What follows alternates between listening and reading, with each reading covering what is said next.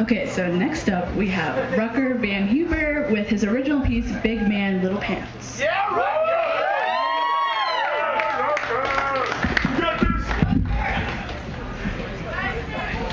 All right, so I'm a little more dressed up tonight than I'd usually be for C House, but I'm going to Phi Psi initiation right after this, which I'm pretty excited for. So when I first heard about Dick Talks, I had no idea what I was in for. I saw the signs and, I saw what they were, and I thought it was just going to be a bunch of dick jokes. So I was talking with my friend Cameron over here, and he's like, Rutger, we should audition for Dick Talks. I'm like, okay, why not? So I heard somebody mention that it was like the Vagina Monologues, but I didn't really know what that was. But I decided I'd show up anyways. And so I came and I walked in and I see on a table all these monologues laid out. So I go up and I start reading them and I pick one out and I sit down. And so then the other people get up and they start giving their monologues. And I realized this isn't about dick jokes. This isn't just people laughing at penises. It's a lot more. People are giving out their life story. They're pouring their heart out here. And I was embarrassed that I was just here to have fun. I just thought it was going to be some cheap entertainment. And so I decided I needed to write my own story. I needed to give a monologue that meant something to me. So I did. I used to be in the circus. I did things that weren't so exciting, like unicycling, and you just get up and ride around and do shit. But I also did things that were a little more exciting. I did the high wire, I did the flying trapeze. And that was pretty cool. It was risking my life. It was a lot of fun. And so for my first show, I was doing unicycle, and they handed me my costume, and it's a pair of pants, and it's a sparkly shirt, and I can deal with it. It's no big deal. Go out, I do my act, I come back in. It's great. Do that for a couple years. It's a lot of fun. But the thing I really wanted to do in the circus was the flying trapeze. And so I trained my ass off, trying to get up there, doing everything I could. And finally, one day, I was allowed up on the flying trapeze. So I practiced, and it came time for the show. And so I'm getting ready, and they hand me the costume that I'm going to wear. And I see it, and it's this white, sparkly, skin-tight unitard. And I was horrified. There was nothing worse that could have happened. But I'm like, this is what I signed up for. This is what I have to do. This is what I always dreamed about. So I go into the locker room, and I take off my pants and my shirt, and I put on the unitard. And, it's a little weird getting my boxers in, but I make it work. And so I go out on stage, and I perform the act, and it is absolutely euphoric. The flying trapeze is what I was meant to do. I loved it. And, I come back down, and I go backstage. And the second I walk backstage, the stage manager comes up to me, and she's like, Rutger, everyone could see your penis. And I was horrified. There was nothing worse that could have happened. I look down, and I'm like, is there a hole in my pants? I don't know what's going on here.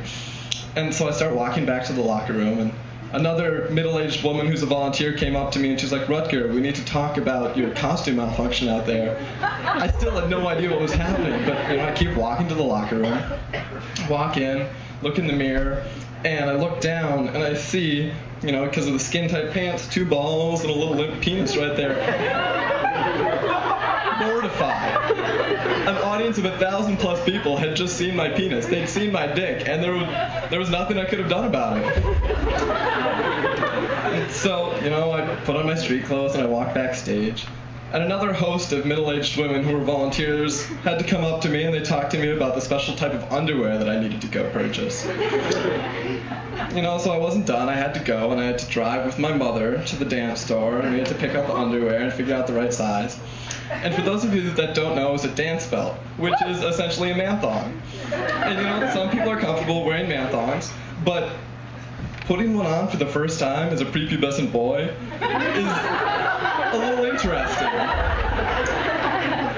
And, so I wear this, and I go out, and I do my acts, and, it gets more comfortable. And so finally one year, I'm doing another act, and I'm given a costume. This is the ugliest costume I've ever seen in my life. It's another unitard, it's skin tight, it's teal green. Ugly, ugly teal green. But there's no decoration. The other ones I've had, they've been a little sparkly, and, I've been kind of far away from the audience. But this one, there's nothing.